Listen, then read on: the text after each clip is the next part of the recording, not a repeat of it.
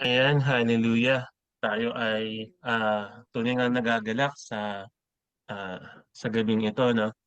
Salamat sa Panginoon, sa ating Diyos, na binigyan tayo ng pagkakataong muli na makapag-aral ng kanyang mga salita.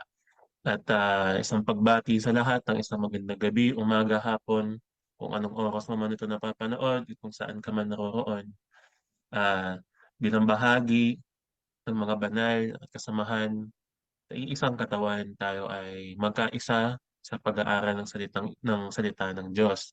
Kaya tayo ay ah, tutungo ngayon dito ah, sa mga gawa 3 o Acts 3. Ayan. I believe last week tayo nag-Acts 2.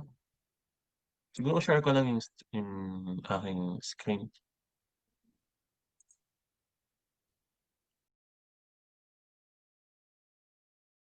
Ayan.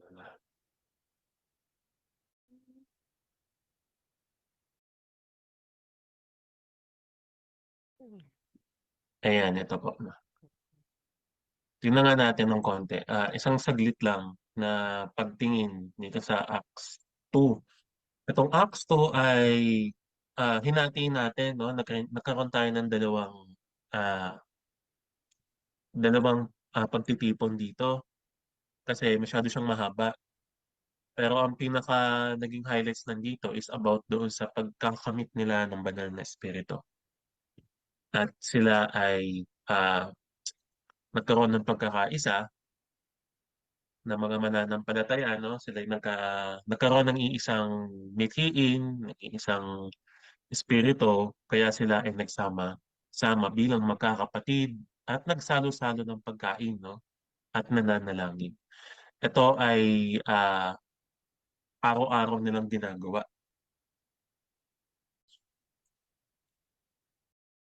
I believe, no? Alam ko meron ako nabasa niyan, no?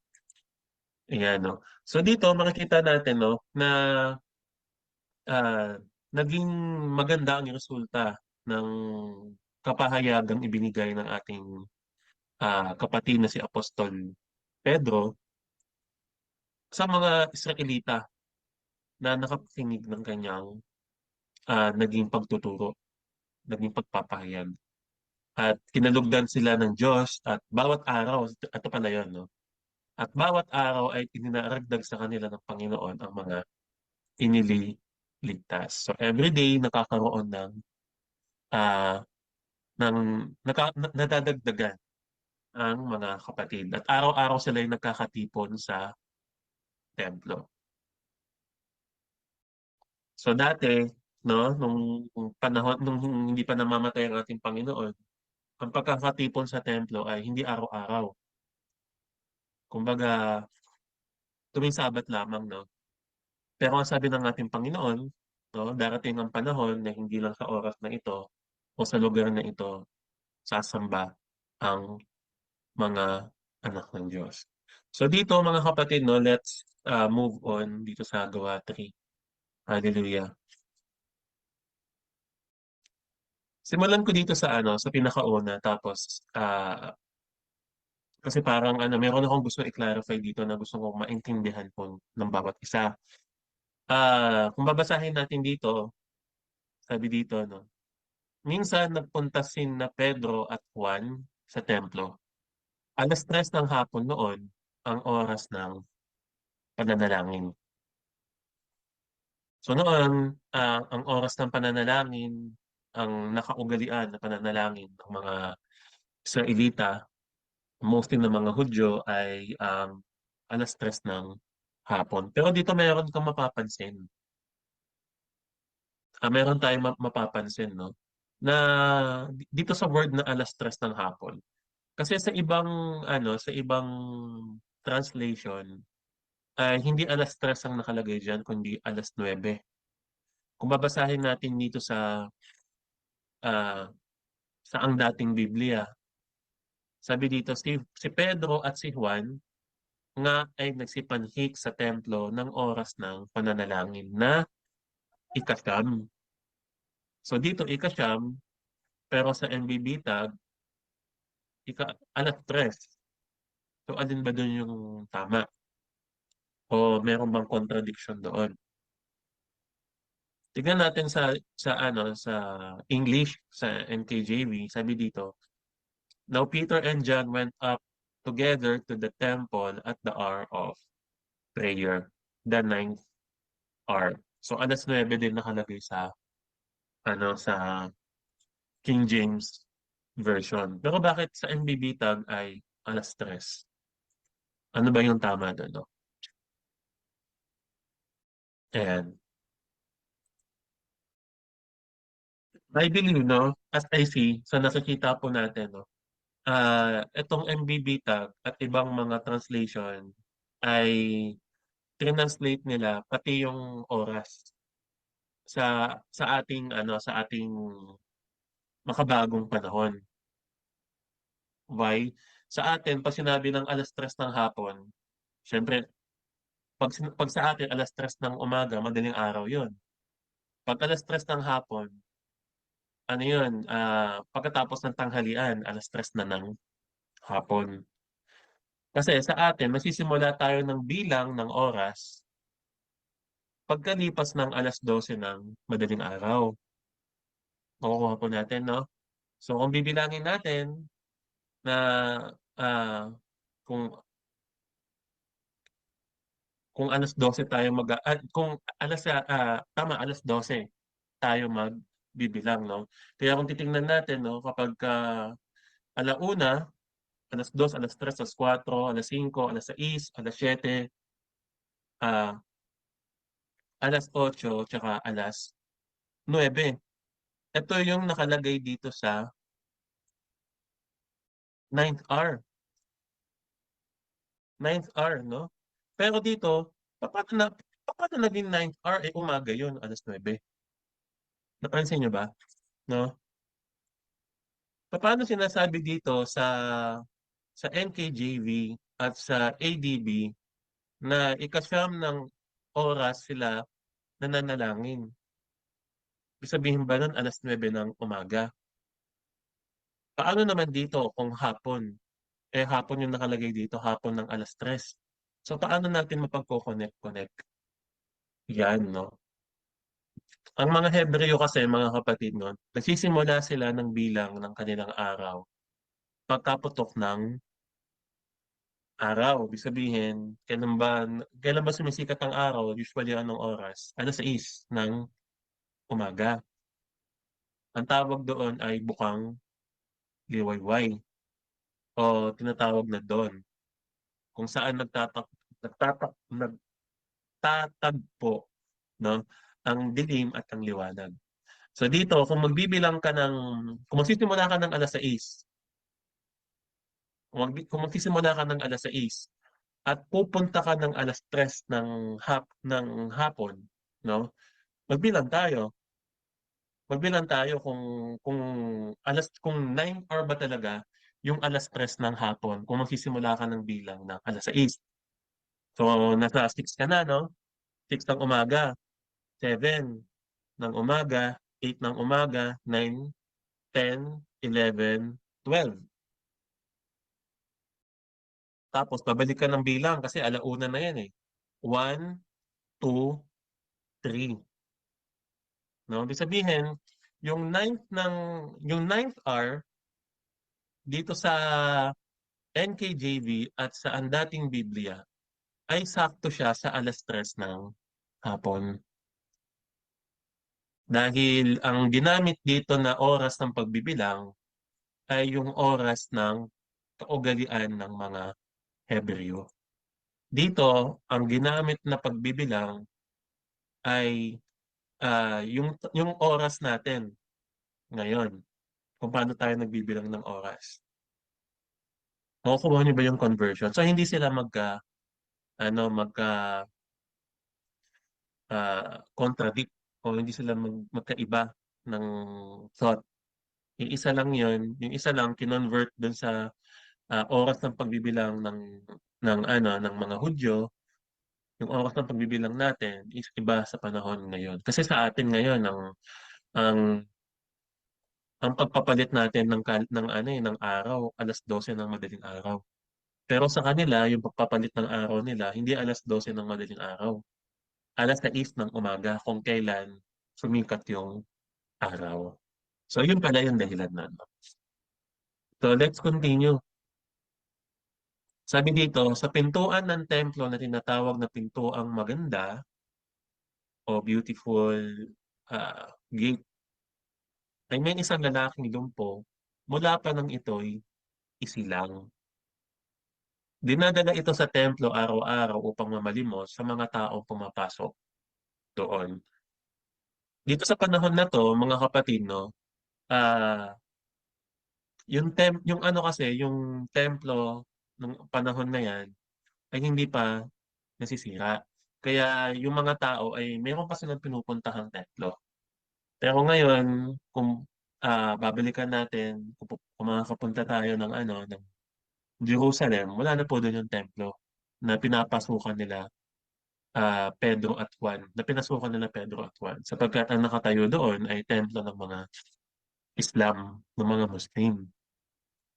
At,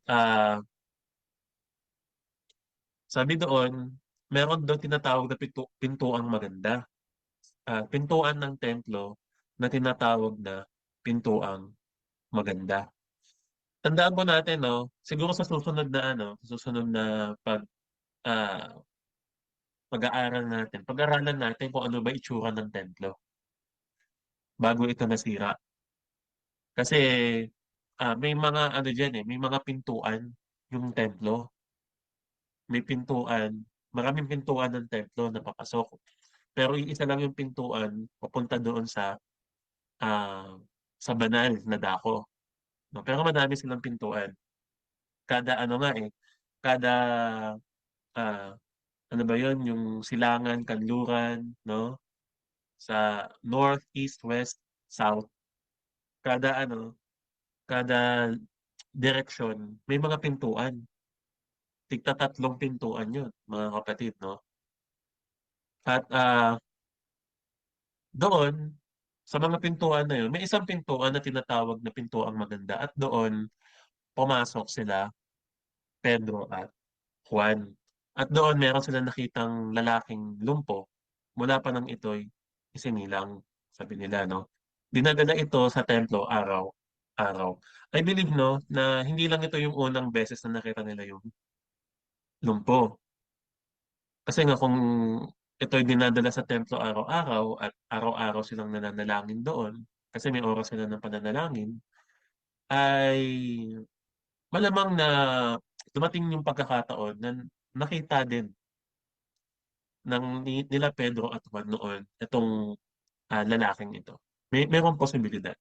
Sabi ko nga mga kapatid 'no, marami akong mga nais pang matutunan at I admit 'no, inaamin ko na hindi lahat ah, ng shine-share ko ngayon ay, ah, kumbaga kusang dumadating sa'kin. Pinag-aaralan kasi siya at, sa tulong ng Diyos, meron akong natututunan araw-araw 'no. For example, itong Acts 3, binasa ko siya at meron dumating sa'kin na mga revelation. May mga tinuturo at I believe na gano'n din yung sa inyo mga kapatid 'no, meron ding ituturo din sa ating lahat. So dito meron akong na-realize. Kasi kung nung ni-relate ko 'to sa current nating sitwasyon, everyday din naman tayong nakakakita ng mga ganyang mga ano, ng mga, pulubi 'no, o kaya may mga kapansanan. And ang rebuke sa akin ng Panginoon ay, iwasan natin na magkaroon ng tinatawag na prejudgment sa kanila. Kasi yung mga apostol hindi naman nila prine-judge yung ano, yung nakita nilang pulubi 'no. So, ano ba ibig nating sabihin 'no? Ang ibig nating sabihin na, ah, yung pag-iisipan natin sila ah, ng hindi maganda. Kasi ang tawag doon prejudgment. 'Pag sinabi kasing prejudgment, meron ka ng, ah, ah, kaisipan sa isang tao, sa isang nilalang, sa isang person na hindi pa naman natin lubos na kilala o hindi pa naman natin lubos na alam yung kanilang pa talagang pinagdadaanan. And hindi ko din masisisi yung sa panahon natin ngayon, kahit naman noon may ganyang panahon din, may mga ganito din, no? Na nagkukunwari kasi talaga na mga kunwari naglilimos dahil ah, ah, may mga bisyo, may mga gustong hindi kaaya-ayang ginagawa, no, na kinukuha doon sa panlilimos nila, no? Pero hindi lahat ganoon. So, yun ang revelation sa akin, no? Na iwasan natin magkaroon ng prejudgment sa kanila dahil hindi natin alam kung totoo ba o hindi. So, kung totoo man na tinulungan mo, purihin ng Diyos. Kung hindi totoo na siya ay pulubi pero tinulungan mo pa din, ay ang Diyos na yung bahala doon. Ginawa natin yung part natin. Kung tayo na convict na tulungan yung isang tao is ah, ano yun, magandang bagay yun, mabuting bagay yun. At susuklian ng Diyos yung mga ganun nating mga pagbibigay, no? At dito, no, sabi dito sa John 7:24, ito binigay din sa akin ng Panginoon ng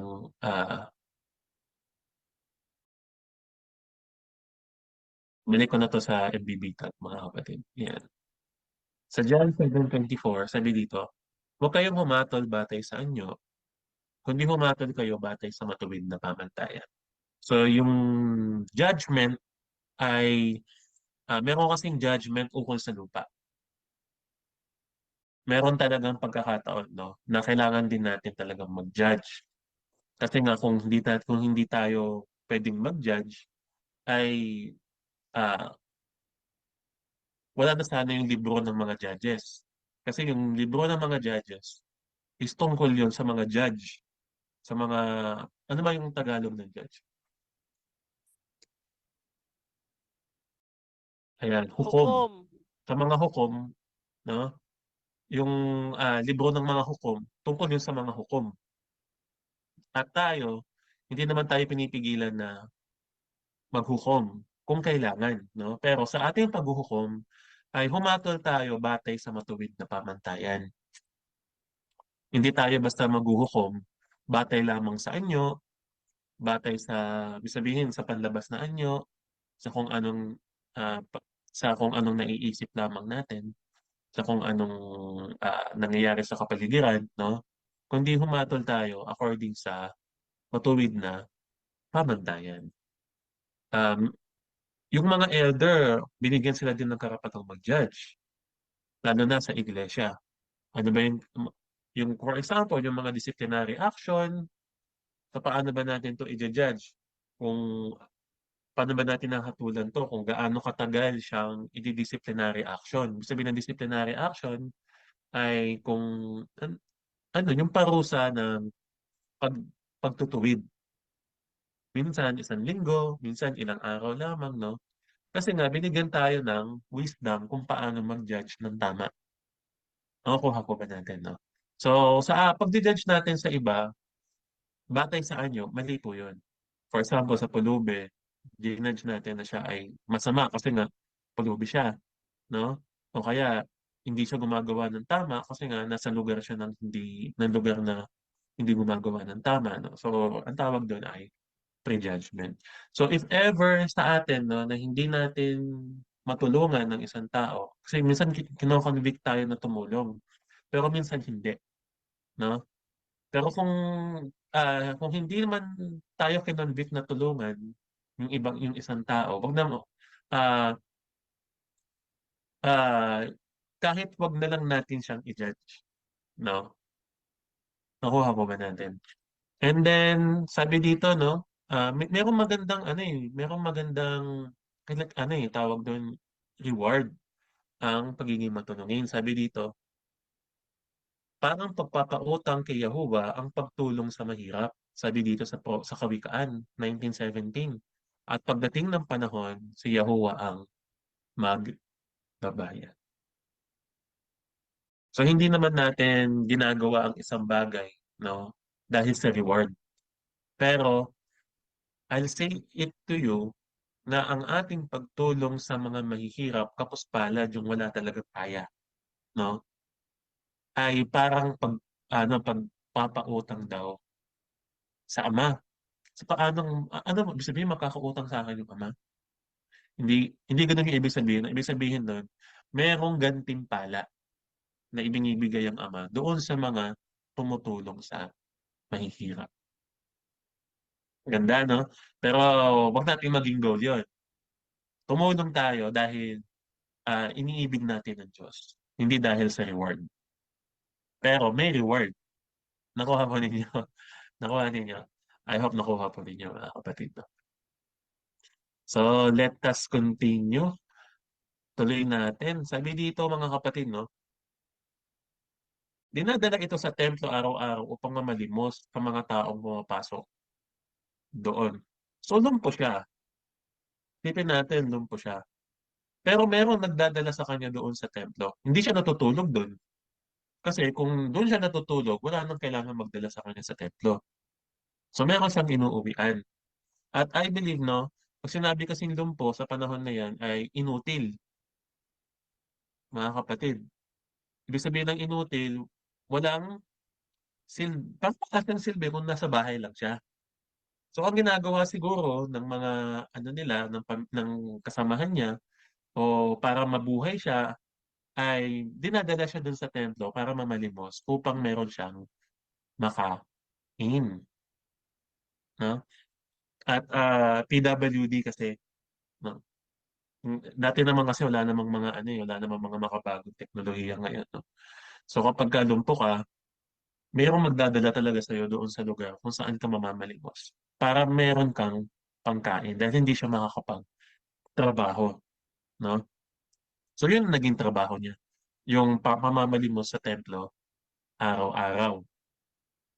Tapos nung nakita nito sina Pedro at Juan na napapasok sa templo, I believe na si Pedro at Juan ay hindi ko alam kung magkapatid sila. Pero mamaya merong verse tayo na babasahin kung magkapatid sila talaga, no? Sabi dito, nang makita nito sina Pedro at Juan na papasok sa templo, siya ay humingi ng limos, which is usually gano'n naman talaga. So, tinitigan siya ng dalawa. At sinabi ni Pedro sa kanya, tignan mo kami. So, medyo may ano, no? Medyo may authority na kaagad si Pedro na tignan mo kami. Sabi niya diyan, tumingin nga siya sa kanila sa pag-asang siya ay lilimusan. Yan. Ngunit sinabi ni Pedro, wala akong pilak o ginto, ngunit kung ano ang meron ako ay siya kong ibibigay sa iyo.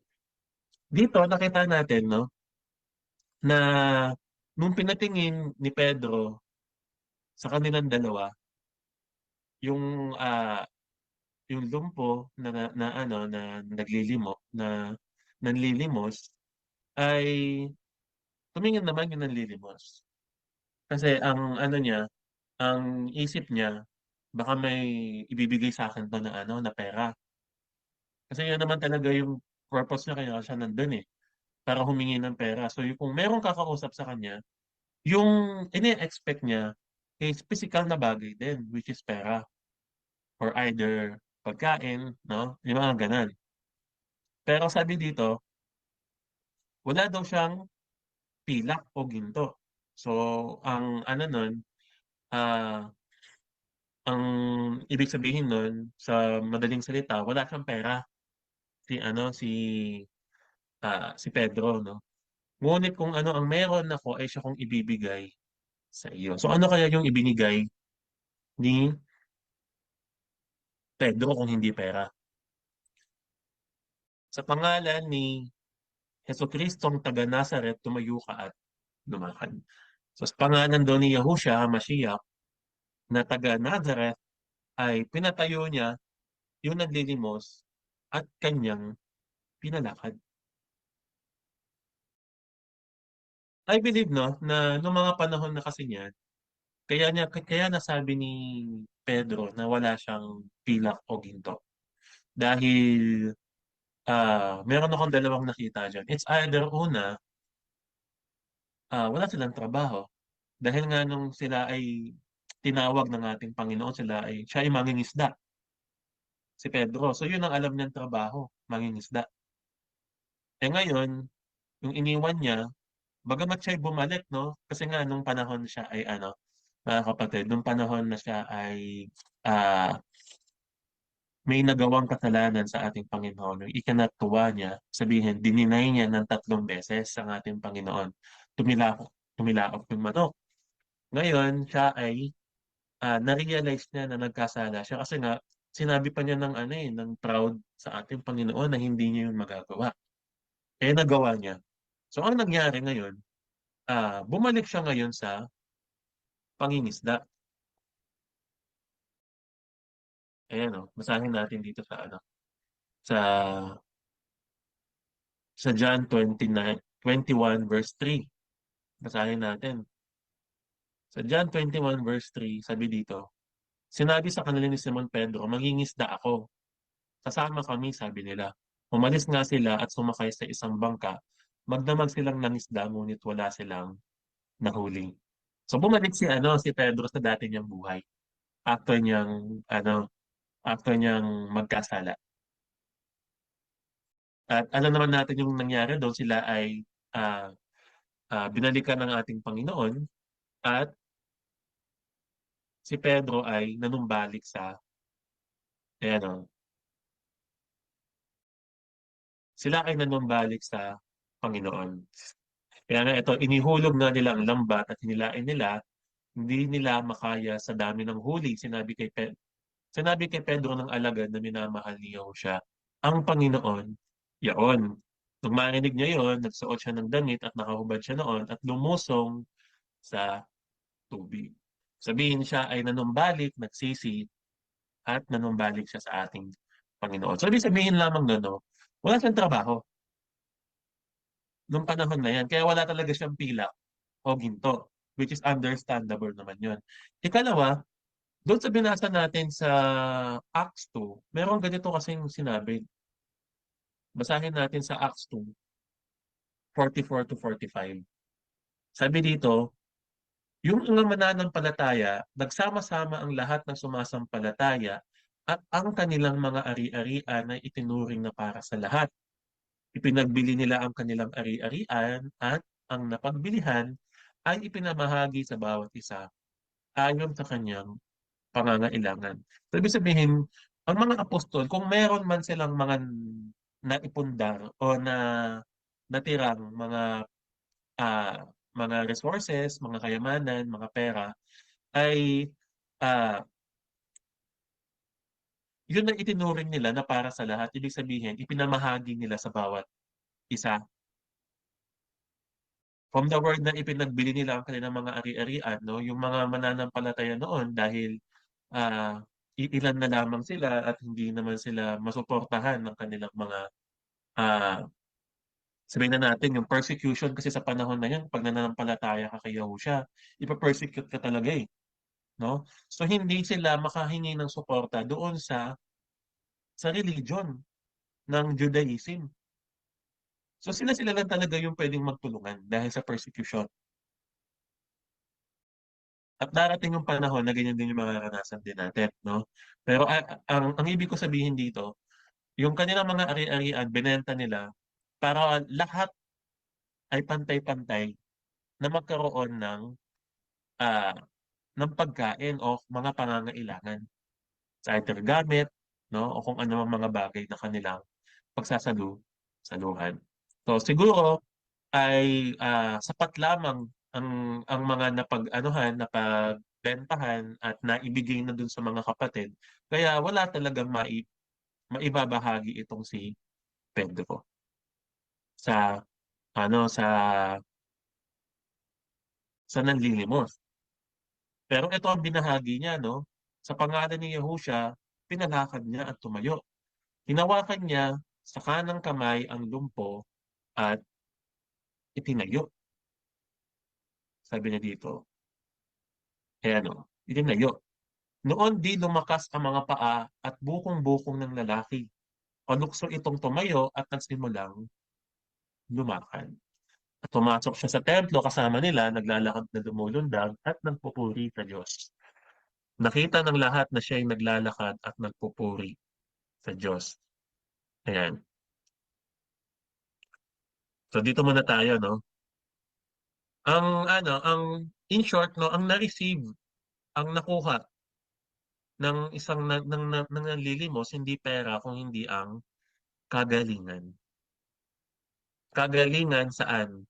Kagalingan sa kanyang sakit. Siya ay nakalakad muli. At ang kagalingan na yon ay dahil sa pangalan ng ating Panginoong Yahushua. Ito ang sabi sa Matthew 10, ah sa Mateo 10:8 to 9, sabi dito, ito utos to sa mga apostol ng mga panahon na to, no? Sabi dito, pagalingin ninyo ang mga may sakit at buhayin ang mga patay. Pagalingin at linisin ninyo ang may mga ketong at palayasin ang mga demonyo. Yamang tumanggap kayo ng walang bayad, magbigay naman kayo ng walang bayad. Huwag kayong magdala ng pera, maging ginto, pilak o tanso. So kaya pala wala silang maibigay doon sa na pera, pilak o tanso. Kasi nga, ang utos sa kanila, kapag sila ay humayo, wala silang dadalhin na kung ano, no? At wag silang manghihingi ng bayad sa kung anong mga gagawin nilang mga kamanghamanghang bagay kasi ibinigay yon sa kanila ng walang bayad. Kaya yung pagpapagaling nila, yung ibinigay nila doon sa lumpo, wala ding silang hininging bayad. So, yun pala yung dahilan. May connection pala, mga kapatid, no? Yan. At ah, yung pagpapagaling naman ng mga apostol ay ah, authority nila yon as mga sugo, as mga sinugo ng ating Panginoon. Pinili kasi sila na magpagaling, bumuhay ng patay, maglinis, at magpalayas ng mga demonyo. Ang tanging ano lang talaga sa kanila, huwag kayong manghihingi na bayad. Yeah.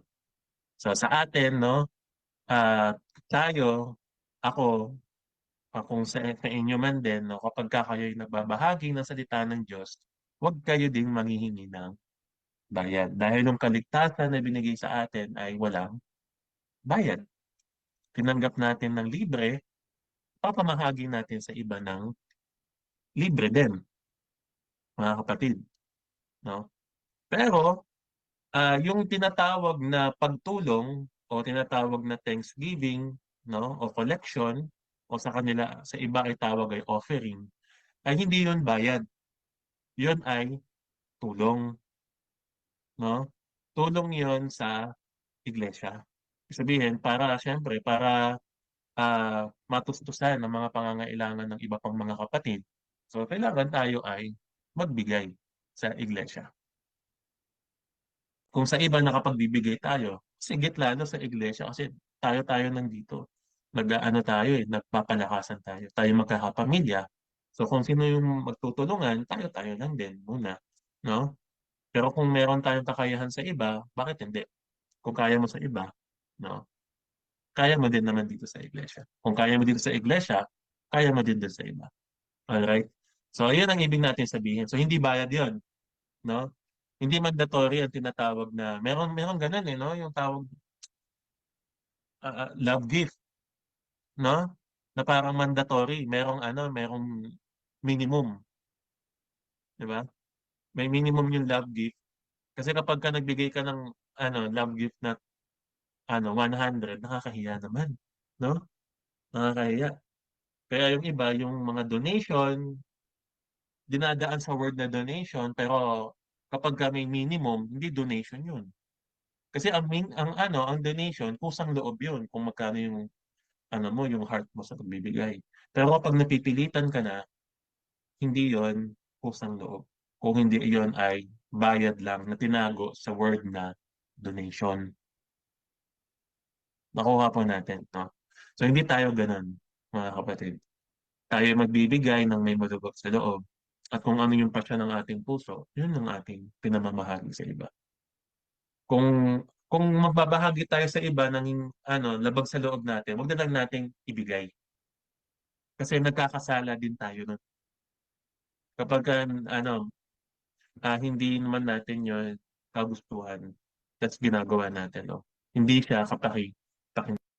So dito nakita natin, no, sa paanong paraan sila nakapagpagaling, sa paanong paraan sila nakapagpalayas ng demonyo, nakapagbuhay ng mga patay, sa paanong paraan, sa pamamagitan ng pangalan.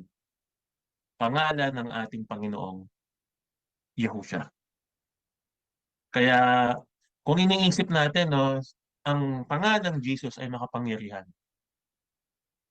What more pa kaya yung tunay niyang pangalan? Nakuha nyo? Kung sa iba ay namamangha na sila doon sa faith na binibigay nila sa name na Jesus, no, o Jesus. What more pa kaya kung magkaroon tayo ng faith doon sa tunay niyang pangalan? Gaano ka-powerful yun, no? Doon sa sa original niyang pangalan sa Hebreo. Kaya pag sinabi kasi natin pangalan, ano yan eh, ah, hindi naman actually yung pangalan lang, no? Kaya lumayas ng mga demonyo. Kung hindi yung authority doon sa pangalan na yun. Mga kapatid, bigyan ko kayo ng example, no? For example, kahit wala kang ginawa, pinanganak ka sa mundo na ang tatay mo si Villar. Kaya alam nyo si Villar? Yung pinakamayaman dito sa alam ko siya yung pinakamayaman eh. Dito sa Pilipinas. Pilipinas na naman. Hindi naman sa buong mundo. Pero kapag katatay mo si Villar, kahit wala kang gawin, no? Kahit wala kang gawin at pumunta ka sa pagmamay-ari ng mga Villar at nag-utos ka doon, susundin ka. Bakit?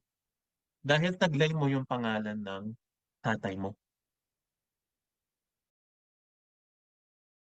So hindi niya yon pinili, no? Yung mga anak ni Villar, hindi nila yung pinili na sila ay magkaroon ng pangalan na yon. At hindi naman sa kanila galing yon. Galing yun sa tatay nila.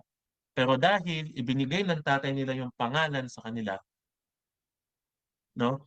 Actually, no, sa mga sa mga birth certificate, may mga pagkakataon na yung pangalan ng tatay, ibig sabihin yung apelyido, is hindi nagagamit. Yung apelyido ng nanay yung nagagamit. Kung hindi aaprubahan nung tatay mismo. So, ibig sabihin, no, will pa rin ng isang tatay kung yung apelyido niya, yung pangalan niya, yung gagamitin doon sa magiging anak niya. So anong ibig natin sabihin, no?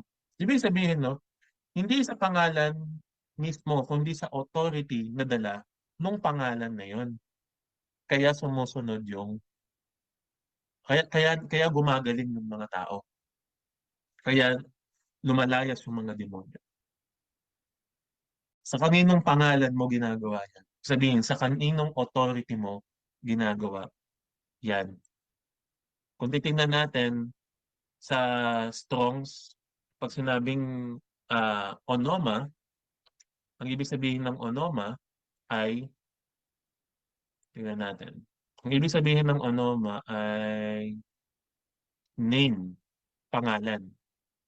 At itong pangalan ay tumutukoy sa authority, sa rango, no?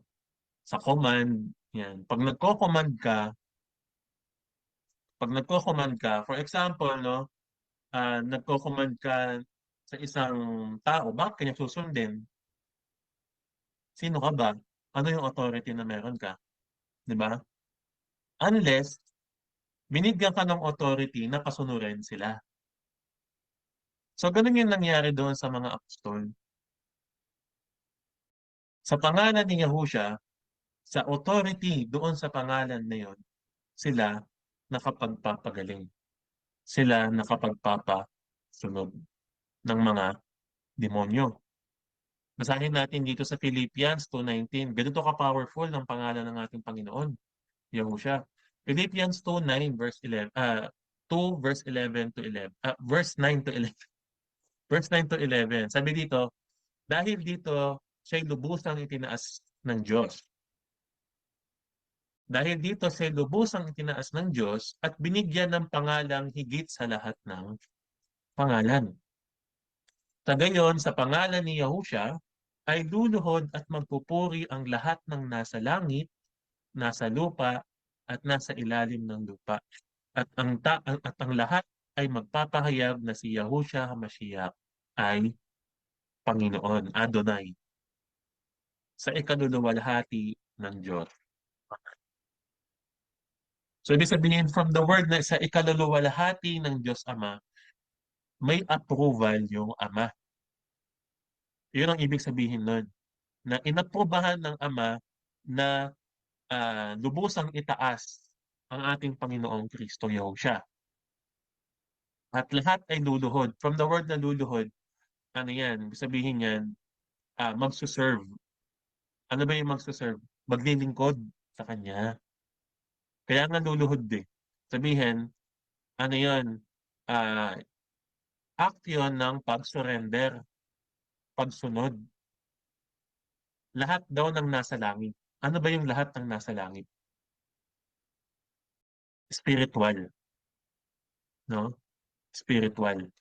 Nasa lupa, pwedeng espiritu kasi may mga bad spirit naman dito sa lupa, di ba?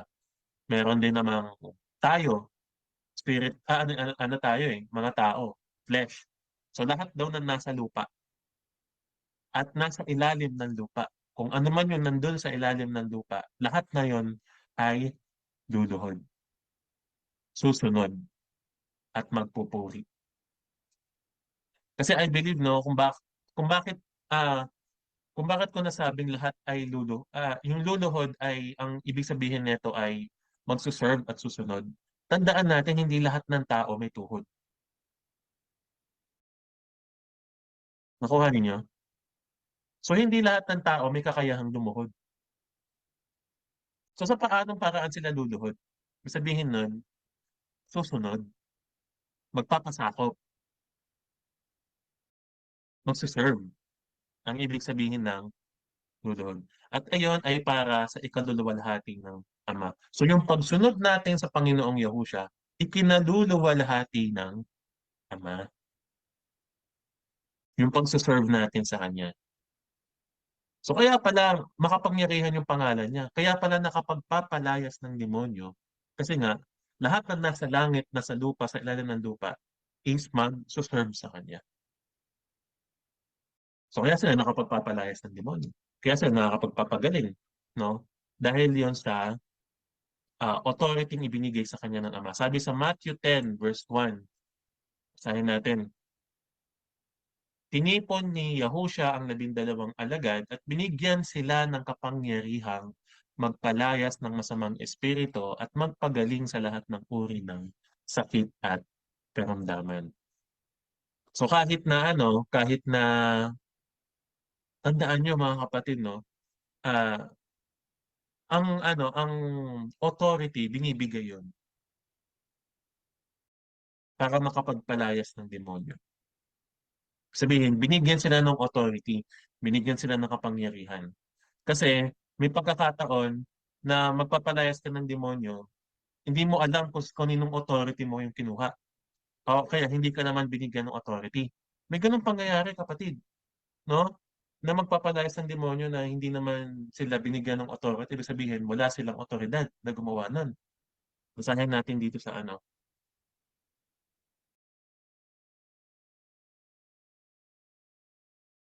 eto, basahin natin dito sa Acts 19 verse 15. Advance ko na to mga kapatid, kasi Acts din to eh. No? At basahin muna natin dito tingnan natin ano ba nangyari dito. Ano ba yung, ayan. Sa buong 19 na lang, no? Anuhin ko na lang. Kasi baka meron ditong, ay, para makuha natin yung buong ano.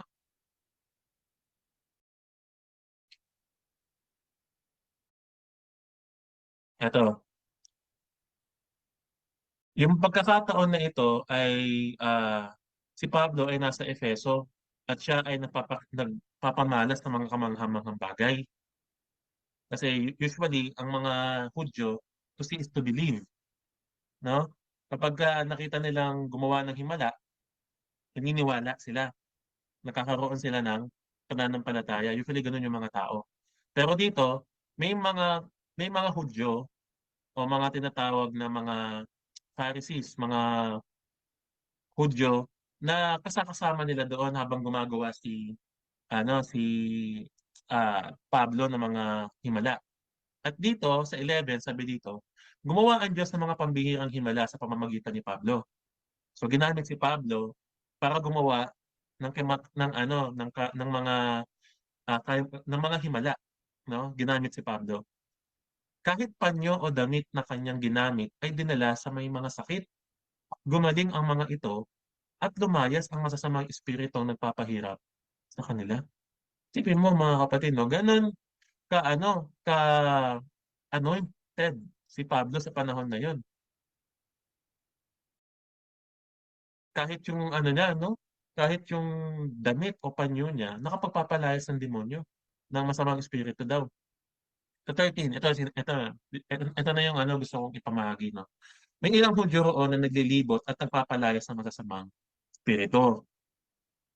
Pinangahasan nilang gamitin ang pangalan ng Panginoong Yahusya sa pagpapalayas ng masasamang espiritu sa mga sinasapian ng mga ito. Sinabi nila, sa pangalan ni Yahusya na ipinangaral ni Pablo, inuutos ko sa inyo, lumayas kayo. So, sabihin, ginamit nila yung pangalan ng ating Panginoon na hindi naman nila pinananampalatayanan, no? Hindi nila kilala at kilala nila pero hindi nila wala silang pananampalataya doon sa name na yon. Pero ginamit nila sa pagpapalayas ng demonyo. Sabi pa nga dito na ipinapangaral ni Pablo, no? Iniuutos ko sa inyo, lumayas kayo. Kabilang sa gumagawa nito ay 7 anak na lalaki ni Escava, isang pinakapunong pari ng mga Hudyo. Pinakapunong pari pa yon, ha? Sabihin ng pinakapunong pari, naglilingkod sa templo, nagpalayas ng demonyo, gamit yung pangalan ni Yahusha na hindi siya nananampalataya doon. Hindi niya Panginoon. Sa 15, tingnan nyo, ha. Subalit sinagot sila ng masamang espiritu. Kilala ko si Yahusha, kilala ko si Pablo, ngunit sino kayo? At sila'y nilundag ng lalaking sinasapian ng masamang espiritu. Hinalo silang lahat at malubhang sinaktan, ano pat hubad at sugatan silang tumakas sa bahay na iyon. So mga kapatid, no, hindi natin basta pwedeng gamitin yung pangalan ng ating Panginoong Yahusha unless tayo nananampalataya sa Kanya.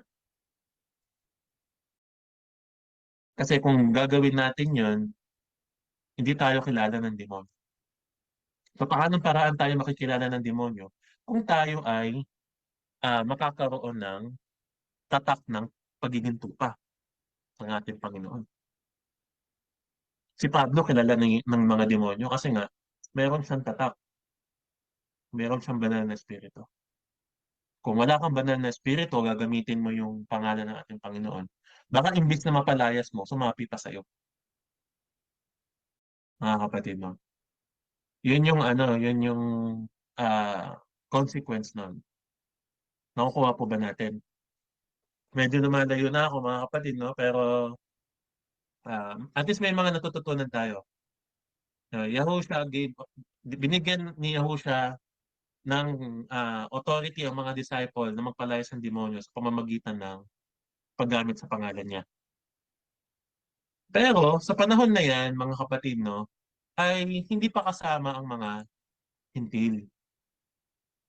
According dito sa Matthew 10:5-7, ito inutusan sila, no, na magpagaling, na magpalayas ng demonyo, pero hindi pa sa mga Gentile. Ito ang sabi sa kanila, ang 12 ito ay isinugo ni Yahusha at kanyang pinagbilinan. Ito yung bilin sa kanila. Huwag kayong pupunta sa lugar ng mga hintil o sa alinmang bayan ng mga Samaritano. Sa halip, hanapin ninyo ang mga nawawalang tupa ng sambahayan ng Israel. Humayo kayo at ipangaral na malapit na dumating ang kaharian ng langit. So yung first mission nila is for Israel. Israel muna. Kung susubaybay kayo sa Acts 10 natin ma ano ma ah, matutuklasan, no, na sa Acts 10 na magsisimula ang mission naman patungkol sa mga Hintil. So, abangan natin sa Acts 10. Acts 3 muna tayo mga kapatid. So dito, ano lang muna, mga Hudyo muna. Hindi lang Hudyo. Ang Hudyo kasi isang bahagi lamang ng Israel. Sila ay 12 tribo. At ang isang tribong doon ay Hudyo o tinatawag na Juda. No? So ang Juda, hindi yan nire-represent ng buong Israel. Kaya nga mayroong tinatawag na nawawalang tupa ng Israel. Mga Levita, mga Benjamites, mga mga anak ni Israel.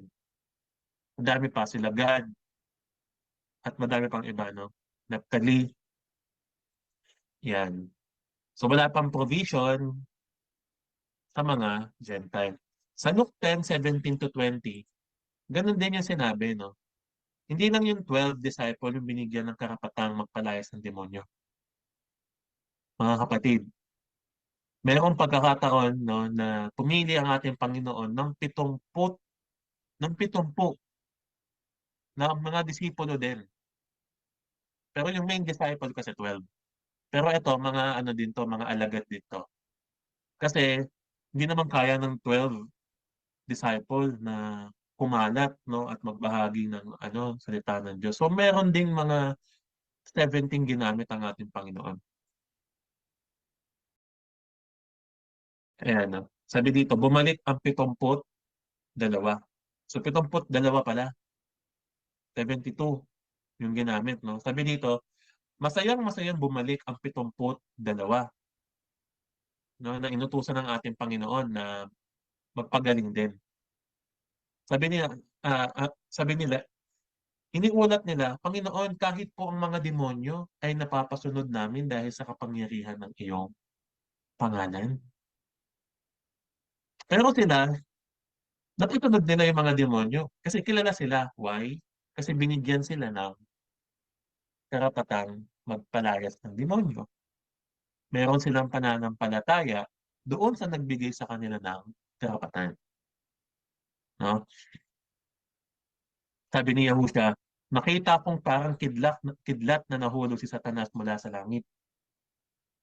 Sabihin, naging palalo si Satanas, kaya nakita daw ni Yahusha na nahulog mula sa langit si Satanas. Binigyan ko kayo ng kapangyarihan tapakan ng mga ahas at mga alakdan. At daigin ang lahat ng kapangyarihan ng kaaway at walang makapapanakit sa inyo. Ngunit magalak kayo, hindi dahil napapasunod ninyo ang masamang espiritu, kundi dahil nakatala sa langit ang inyong mga pangalan. Hallelujah, no? So, kung mayroong makapagpapagaling sa inyo, kung may kakayahang magpalayas ng espiritu, huwag niyo ikatuwa yon. Ang ikatuwa ninyo, ibig sabihin no, nakasulat yung pangalan mo doon sa langit. No? Nakuha ba natin? Hindi ko alam kung gugustuhin ko yun eh, na dumating sa ganung sitwasyon makapagpapalayas ako ng demonyo. Hindi pa naman ako nakakapunta doon sa ganung sitwasyon, no? Pero kung wala akong faith, hindi ko kayang gawin yun. Without faith, we cannot please God. So let's continue. Continue natin mga kapatid. Wala, 9:30 na. Ang haba. 9:30 na. Sige. Tuloy natin. Nang makilala nilang siya ang pulubing dating nakaupong namamalimos sa pintuang maganda ng templo, namangha sila at nagtaka sa nangyari sa kanya. 11. Habang nakahawak siya kina Pedro at Juan sa lugar na tinatawag na Portiko ni Solomon, patsbong lumapit sa kanila ang mga tao, takang-taka sa nangyari. I believe kaya sila takang-taka kasi kilala nila yung ano, yung lumpo. Nalumpo nga siya mula nung ipinanganak. Kaya nung nakita nilang tumayo, nagagalak, lumulundag, no? Ay sila ay nagtataka, paano nangyari yun? Ang portico, mga kapatid ni Solomon, ang itsura ng portico, alam niyo yung parang ano, ah, bago yung pintuan, meron parang bubungan. Sa mga tindahan, may portiko yun. Ibig sabihin, pag sa amin, dito kasi, pag nagbubukas ka ng tindahan, ah, nakasarang ganyan, parang kahoy lang. Tapos pwede mong itaas ng ganyan, tapos ano, merong parang tungkod. Papakita ko sa inyo yung portiko.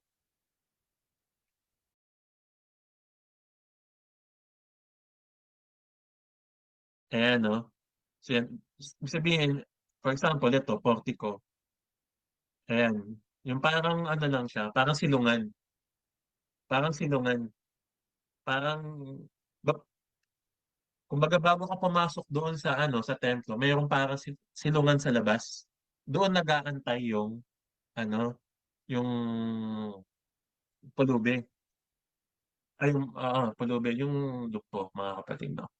So doon, sabi dito, mga kapatid, tapos mo lumapit sa kanila mga taong taka sa nangyari. Nang makita ni Pedro ang mga tao, sinabi niya, mga Israelita, bakit kayo nagtataka sa nangyaring ito? Bakit niyo kami tinitignan? Akala ba ninyo'y napalakad namin siya dahil sa sarili naming kapangyarihan o kabanalan? Which is, very ano naman yun, very, tawag doon, expected naman yun sa kanila. Dahil kulang nga sila sa pananampalataya. Iniisip nila na sila Pedro yung nagpagaling by their own self. Sabi dito, niluwalhati ng Diyos ng ating mga ninuno, si Abraham, Isaac, at Jacob. Ah, niluwalhati ng Diyos ng ating mga ninunong sina Abraham, Isaac, at Jacob ang kanyang lingkod na si Yahusha na isinakdal ninyo at itinakwil sa harap ni Pilato. Gayong ipinasya na nito na palayain siya. Yan. So dito, makikita natin no, na mayroong sinabi si Pedro. Ninuwalhati daw ng Diyos. O sino yung Diyos na tinutukoy dyan? Yung Diyos na tinutukoy dyan ay walang iba kundi si Yahuwah, mga kapatid. Sabi din dito sa Exodus 3:13, sinabi ni Moises, pupunta ako sa mga Israelita at sasabihin ko sa kanila, ako'y sinugo ng Diyos na amin namang ninuno. Ngunit ano po ang sasabihin ko kung itanong nila kung sino ang nagsugo sa akin? Ito yung sinagot niya sa 15. Sabi niya dito, sabihin mo sa kanila na sinugo ka ni Yahuwah. Kasi Yahuwah yung tumugo, no?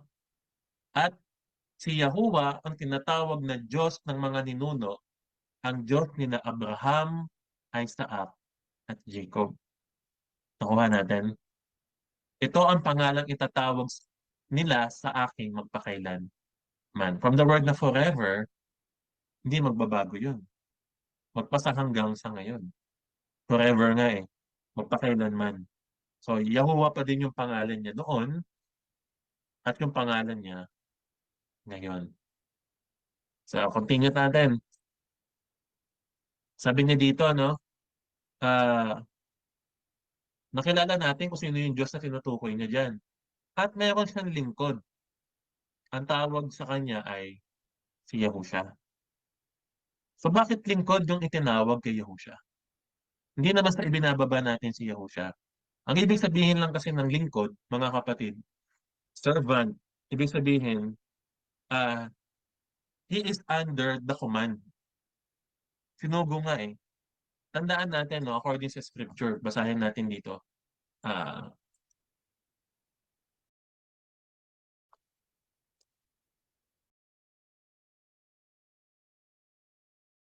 basahin natin dito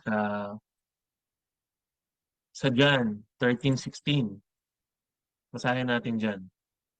Sabi dito, pakatandaan ninyo, ang alipin ay higit na nakakahigit, ay hindi nakakahigit sa kanyang Panginoon. Di ang sinugo kaysa sa nagsugo sa kanya. So, sino ba yung nagsugo? Si Yahuwah. Sino yung sinugo? Si Yahushua. So, mas higit yung nagsugo kaysa doon sa sinugo. Totoo bang sinugo siya, mga kapatid? Yes. Kasi according dito sa John 17 verse 4, verse 3 pala mga kapatid. Sabi, ah, sabi dito natin Panginoon, at ito ang buhay na walang hanggan. Ang makilala kanila na iisang tunay na Diyos, si Yahuwah ang tinutukoy dyan, Ama, at si Yahushua na iyong sinugo. So, ibig sabihin, sinugo talaga ng ating Ama ang kanyang anak. So, bakit lingkod yung tawag sa kanya? Bakit hindi na lang siya tinawag na anak? No, ba't hindi anak, ba't lingkod? Kasi pinoportray niya o ginaganap niya yung pagiging isang lingkod. Basahin natin, no? Actually, yung ginamit diyang word ay siguro hindi ko na to aanuhin.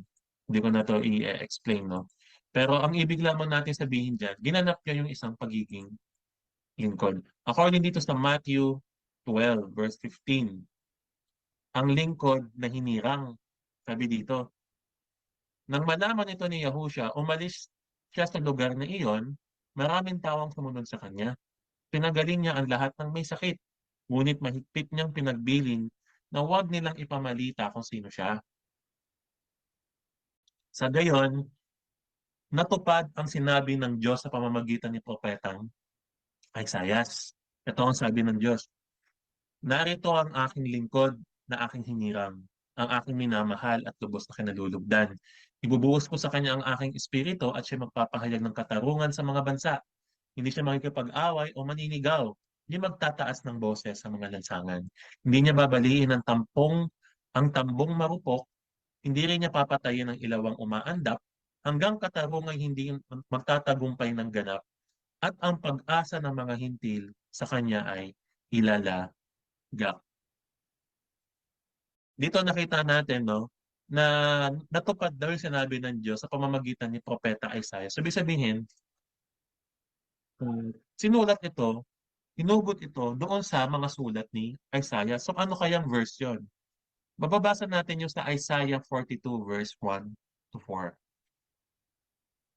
Tingnan natin kung medyo pareho. Kasi dito doon yung hinugot. Sabi dito, Isaiah 42 verse 1 to 4, ang lingkod ni Yahuwah. Tandaan nyo ang lingkod ni Yahuwah. Sinabi ni Yahuwah, narito ang lingkod na aking hinirang, ang aking pinili at lubos na kinalulugdan. Ibinuhos ko sa kanya ang aking espiritu at siya magpapairal ng katarungan sa mga bansa.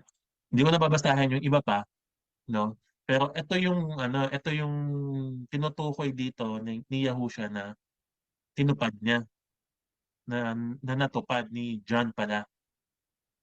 Si John yung nagsulat nito. Tama ba si John? Si Matthew yung nagsulat nito. Sabi ni Matthew, natupad daw yung etong ano na to, etong sulat doon ni Isaiah. At yun yung Isaiah 42 verse 1 to 4. Kaya mahalaga mga kapatid na na meron tayong alam sa mga prophecy. Kasi according sa prophecy, merong lingkod na ihirangin ng Diyos. At yung lingkod na yon ay si Yahushua. Kaya pala tinawag na ang kanyang lingkod na si Yahushua. At alam nyo ba na hindi lang yon, no? Yung prophecy na siya ay magiging lingkod. According sa Isaiah 53, siya ay lingkod na pinili. Ang tawag diyan ay suffering servant, mga kapatid. Yung servant na yon, magsasuffer siya para sa kasalanan ng nakadadan. Para sa ikapapatawad ng kanilang mga kasalanan, siya ay binugbog at pinahirapan. Siya din yun. Yung tinutukoy diyan, mga kapatid. Kaya kung tinawag siyang lingkod, bakit lingkod yung tawag sa kanya? Kasi nga, siya ay lingkod naman talaga ng ating Diyos Ama. na ipinadala dito sa lupa at isinugo para sa atin. Bagamat siya ay anak ng Diyos, siya ay lingkod. At siya ay naglingkod. Sabi niya dito,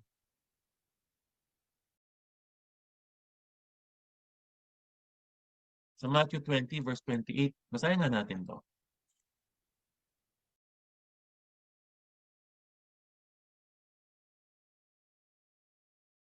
Sapagkat maging ang anak ng tao ay naparito, hindi upang paglingkuran, kundi upang maglingkod at ialay ang kanyang buhay sa ikatutubos ng maraming. Isaiah 53, Isaiah 42, ginanap niya yun. Yung dalawang prophecy na yun. Nakuha natin. Kaya sa tinawag na lingkod. So hindi mistranslation yung lingkod dyan. Yun talaga yung tinawag sa kanya. Okay, tuloy natin mga kapatid. Yan, sabi ko nga yung servant is under ng isang command. Tayo rin naman is under ng isang command. Yung nga lang, according na tayo sa command ni Yahusha. Kasi sabi dito, kung ituturo mo sa akin sa mga kapatid ang mga bagay na ito, ikaw ay magiging mabuting lingkod ni Kristo Yahusha.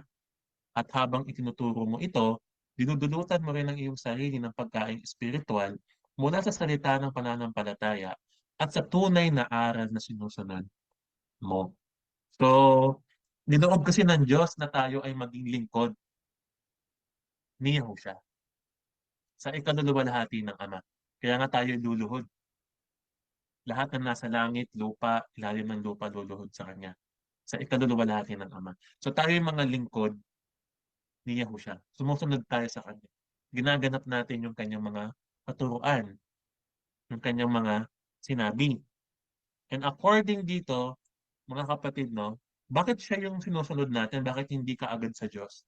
Bakit kailangan nating ah bakit kailangan nating dumaan sa kanya kay Yahusha? Pwede naman sa Ama na kaagad, 'di ba? Nasabi niya kasi siya ang daan ng katotohanan at pambuhay. Walang makaparoroon sa Ama kundi sa pamamagitan niya. Anong verse 'yan? John 14:6 if I'm not mistaken. Dito din mga kapatid sa unang Korinto 11:3, ito din kasi 'yun, mga kapatid. Kaya kaya tayo sumusunod kay Yahusha.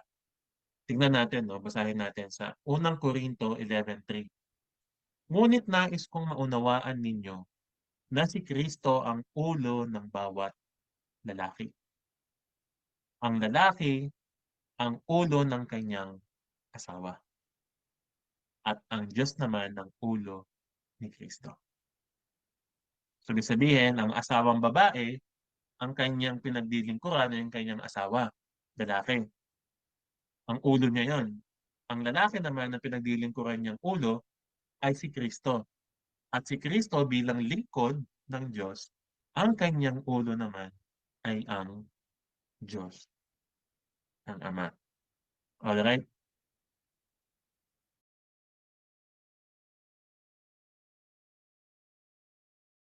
Saan na ba ako mga kapatid? Kasi may mga verse pa ako dito eh. Di ko lang alam kung konektado pa ba dito. Tingnan natin. Ayan, sabi dito, itinakwil ninyo ang banal at matuwid at hiniling na palayain ng isang mamamatay tao. Yung si Barabas. Si Barabas, kasi pinapili ni Pilato yung mga Israelita kung sino yung palalayain ba. Si Barabas ba o si Yahusha. Magkapangalan kasi sila eh. Jesus din kasi yung pangalan ni Barabas. Jesus Barabas. Siya naman si Yahusha. Alright? Ang pinalaya nila si Barabas kahit na siya yung mamamatay tao. Siya yung makasalanan. Si Yahusha walang kasalanan. Sabi dito, ah, pinatay ninyo ang pinagmumulan ng buhay. Ngunit siya'y muling binuhay ng Diyos at saksi kami sa pangyayaring ito. Si Yahusha daw yung pinagmumulan ng buhay. Yes, because according sa Colossians 15, 1:15 verse to 16, sabi dito, si Kristo ang larawan ng Diyos na di nakikita. Siya ang panganay at pangunahin sa lahat ng mga nilikha, sapagkat sa pamamagitan niya ay nilikha ang lahat ng nasa langit, nakikita man o hindi, pati ang espiritual, kapangyarihan, paghahari, pamamahala at pamumuno. Ang lahat ay nilikha ng Diyos sa pamamagitan niya at para sa Kanya. So para sa Kanya lahat ng bagay nilikha. Kaya siya ang pinagmulan at siya ang pinagmumulan ng lahat ng buhay. Nakuha po natin mga kapatid. Sabi niya dito sa John 1 verse 45, sabi niya dito, nasa Kanya ang buhay at ang buhay ay siyang ilaw ng sangkatauhan. Nagliliwanag sa kadiliman ng ilaw at hindi ito nagapit kailanman ng kadiliman. From the word na nasa Kanya ang buhay, sabihin, sa ano yan? Sa anak ng Diyos. Nasa anak ng Diyos ang buhay na walang hanggan, mga kapatid. Kaya nga walang ibang pangalang ibinigay sa ilalim ng langit, no? Na makapagliligtas sa tao. Ibig sabihin ng word na makapagliligtas, makapagbibigay ng buhay na walang hanggan. Hallelujah. So let's continue. Ang kapangyarihan ng pangalan ni Yahusha ang nagpagaling sa lalaking ito. Pinatunayan na nila na yung authority, power ng pangalan ng ating Panginoon ang nagpagaling. Nangyari ito dahil sa pananalig sa kanyang pangalan. Gaya nga ng sinabi ko, no? Ang pananalig kay Yahusha ang lubusang nagpagaling sa kanya tulad ng inyong nakikita. Gaya nga ng sinabi ko, kung hindi ka nananalig at ginawa mo ang isang bagay, lalo na pagpapalayas ng demonyo, babalik sa iyo yun. Okay. Why? Dahil sabi dito sa Hebrews 11 verse 6, hindi maaaring kalugdan ng Diyos ang walang pananampalataya sa Kanya. Sapagkat ang sino mang lumalapit sa Diyos ay dapat sumasampalatayang may Diyos at siya ang nagbibigay ng gantimpala sa mga humahanap sa Kanya. So without faith, we cannot please God. Kung walang pananampalataya, hindi tayo makakalapit sa Kanya. Hindi natin siya makaranasan. Tuloy natin mga kapatid. 10 minutes. Mga kapatid, alam kong hindi ninyo nauunawaan ang inyong ginawa. Hindi siya naggi-guilt trip dito. Si Pedro. Kasi nga yung sinasabihan niya, yung mga Hudyo na kung nagpapako sa ating Panginoon. So ah ah ibig sabihin no na kung yung Panginoon nila Pedro ang siyang nagpagaling doon sa lumpo, ibig sabihin tunay nga na siya ang Panginoon. At siya'y makapangyarihan at ang pangalan niya ay nandoon ang kagalingan. No? Sabihin, mababagabag sila. Kasi isa ako dun sa sumigaw na ano siya na ipako siya sa krus. Pero siya pala talaga ay totoo. Pero ang sabi niya dito, no, hindi ninyo nauunawaan ang inyong ginawa. Gayon din ang inyong mga ninuno, sabi niya. Sa ganitong paraan ay natupad ang matagal nang ipinahayag ng Diyos sa pamamagitan ng mga propeta na ang kanyang Kristo ay kailangang magdusa. Nakita na alam na ng mga prophet, no, na ang Mesaya ay magdudusa sa kamay ng kanyang mga ililigtas. At isa yan sa prophecy ng kaninang binasa natin sa Isaiah 53. Ito yung kukonti lang doon sa verse na yon. Sabi dito, tunay ngang inalis niya ang ating mga kahinaan, pinagaling niya ang ating mga karamdaman, subalit inakala natin ito'y parusa sa kanya ng Diyos. So, ibig sabihin, alam na ni Isaiah na parurusahan yung lingkod na yon, no? Ngunit dahil sa ating mga kasalanan kaya siya nasugatan. Siya ay binugbog dahil sa ating kasamaan. Tayo ay gumaling dahil sa pagpapahirap na dinanas niya at sa mga hampas na kanyang tinanggap. Tayong lahat ay tulad ng mga tupang naliligaw. Nagkanya-kanya tayo ng lakad, ngunit ipinataw ni Yahuwah sa kanya ang kaparusahang dapat tayo ang tumanggap. Yan yung ipinahahayag ng mga propeta na ang kanyang hinirang, ang kanyang Kristo at Mesaya ay kailangang magdusa. Kung at ano, at siguro naman alam nila yon dahil sila ay mga Hudyo. Alam nila yung about sa prophecy yun. Kaya nga sabi, magsisi kayo at magbalik sa Diyos upang patawarin ang inyong mga kasalanan. At nang sa gayon ay sumapit ang panahon ng panibagong lakas mula sa Panginoon. Susuguin niya si Yahusha, ang Kristong hinirang mula pa noong una para sa inyo. Yeah.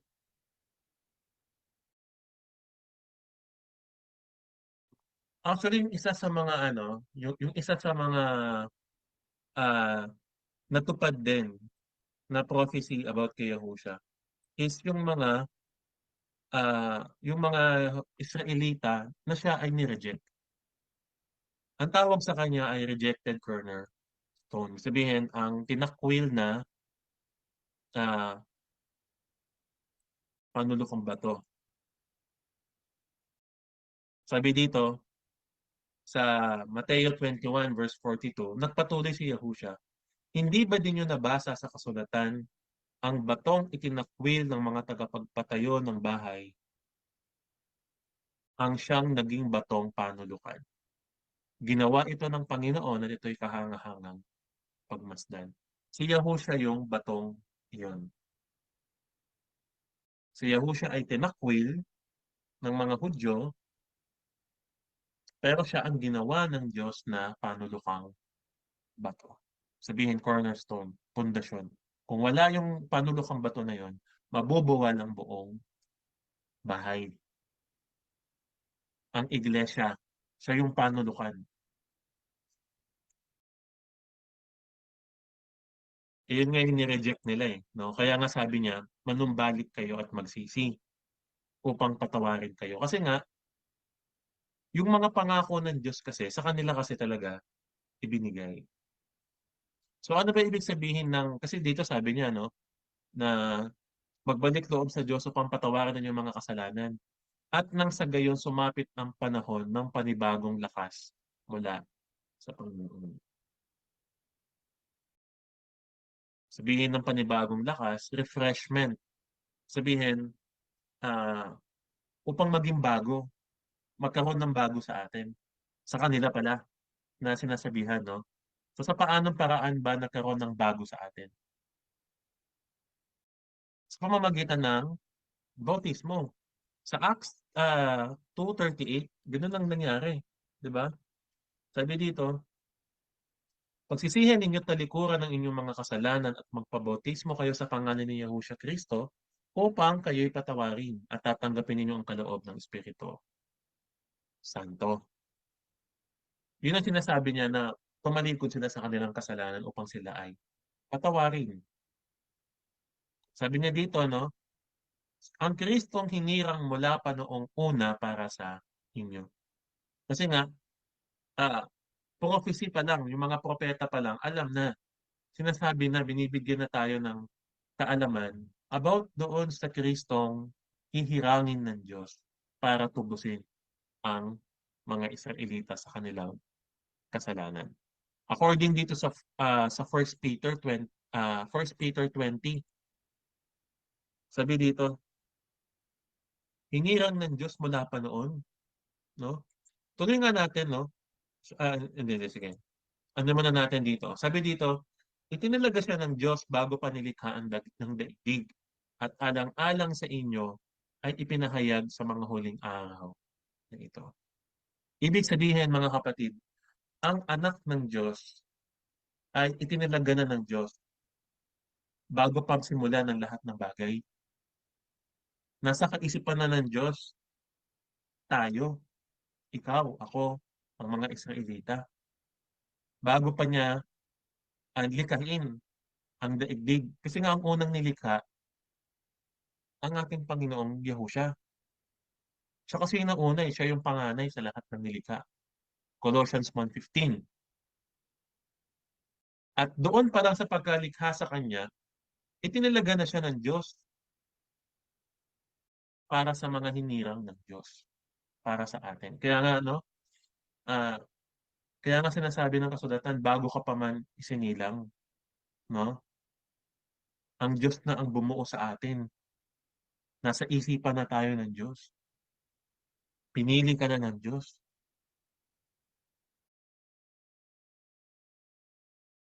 Dito, sabi dito, no, susugurin niya si Yahushua, ang Kristong hinirang mula pa sa inyo nung una, siya'y dapat munang manatili sa langit hanggang sa dumating ang pagbabago ng lahat ng bagay. Ayon sa pinahayag ng Diyos sa pamamagitan ng kanyang banal na propeta wala pa noong una. Siya ay sinugo sa lupa. Siya ay pinarusahan ng mga Israelita dahil siya ay nireject, siya ay namatay, siya ay inilibing. Nang ikatlong araw siya ay binuhay ng Diyos. Siya ay umakyat sa langit upang linisin tayo sa ating mga kasalanan. At siya ay nauupo magpasa hanggang ngayon doon sa kanan ng ating Diyos, sa trono, sa kanan ng ating Diyos. Siya ay nakaupo. Sabi dito, siya ay mananatili doon hanggang dumating ang pagbabago ng lahat ng mga bagay. So kailangan nandun muna siya. Why? Kasi may tamang panahon upang maganap ang mga pagbabagong iyon. Ang sabi ng kasulatan, walang nakakaalam ng oras, walang nakakaalam ng panahon, no? Hindi alam ng mga anghel o kahit ng anak man, tanging ang Ama lamang ang nakakaalam. Kailan ba 'yon, yung pagbabagong 'yon? Ito 'yon, no? Ah,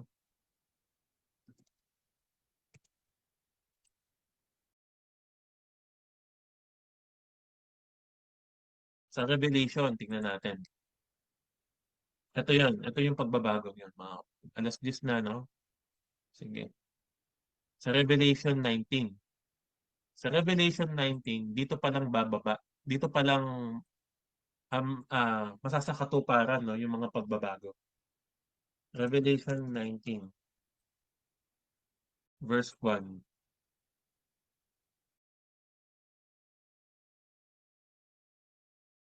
So,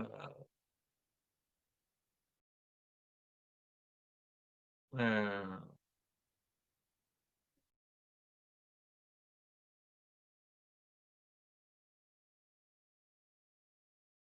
ayan, no, dito pa lang yung sa 11, no? Sabi dito, pagkaraan nito'y nabuksan ng langit at nakita kong isang kabayong puti, ang sakay nito'y tinawag na tapat at totoo. Sapagkat matuwid siyang humatol at makadigma. Para nagliliyab ng apoy ang kanyang mga mata at kanyang ulo ay mayroong maraming korona. Nakasulat sa kanya ang pangalan na siya lamang ang nakakaalam ng kahulugan. Basang-basa sa dugo, basang-basa sa dugo ang kanyang kasuotan at ang tawag sa kanya ay salita ng Diyos. So, ah, kailangan siyang manatili doon sa kanan ng Diyos hanggang sa mapangyari ang panahon na kung kailan siya babalik upang ganapin ang lahat ng bagay, mga kapatid. Kaya sinasabi dito, no? Itong mga itong pagbabalik niya na tinatawag na meron silang nakitang parang anak ng tao sa alapaap na nakita ng mga propeta. Ito yung na yun, yung pagkakataon na iyon.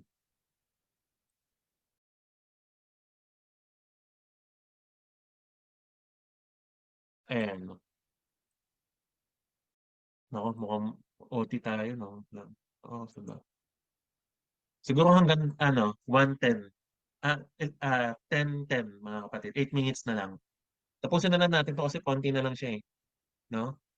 Bilisan ko na lang din mga kapatid.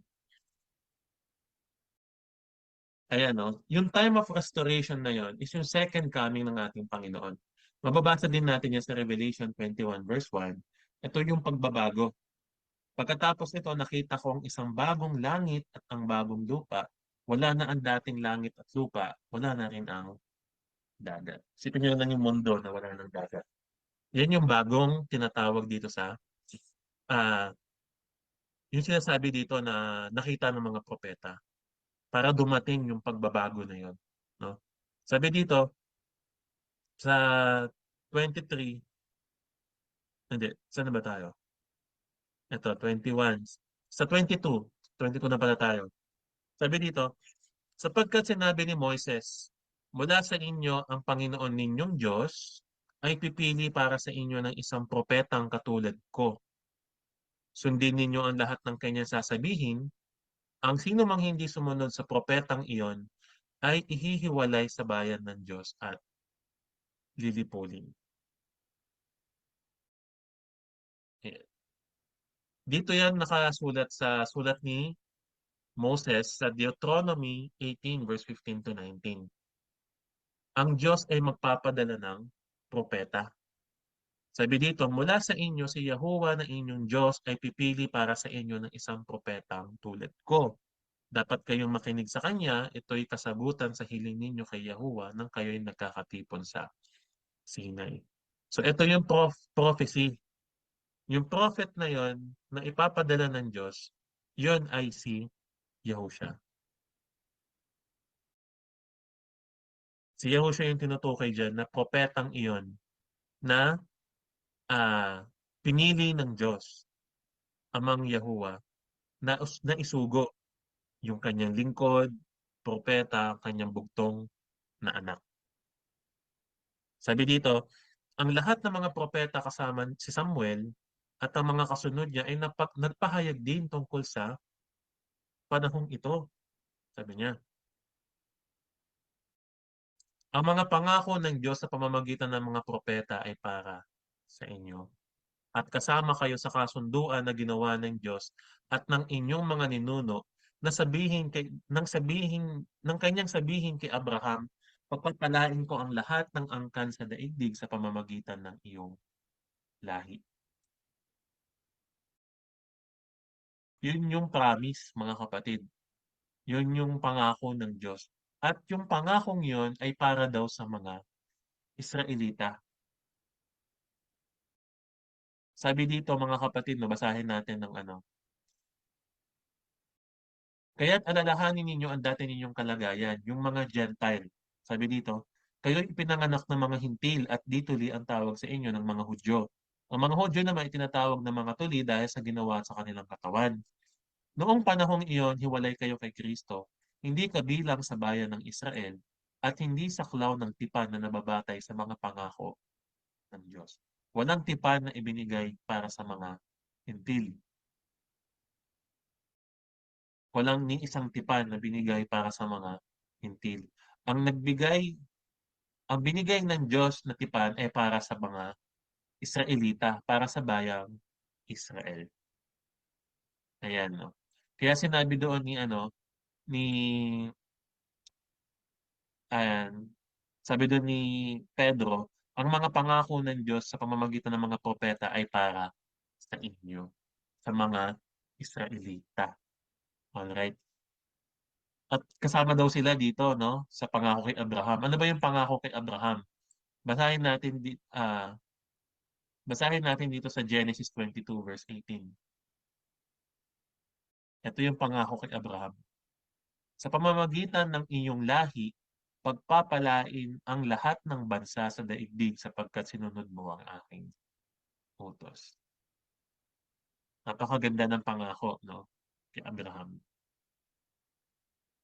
At dito, si Abraham ay ang anak niya si Isaac at ang anak na Isaac na si Jacob na tinatawag ng Israel ay mga ninuno ng mga Israelita.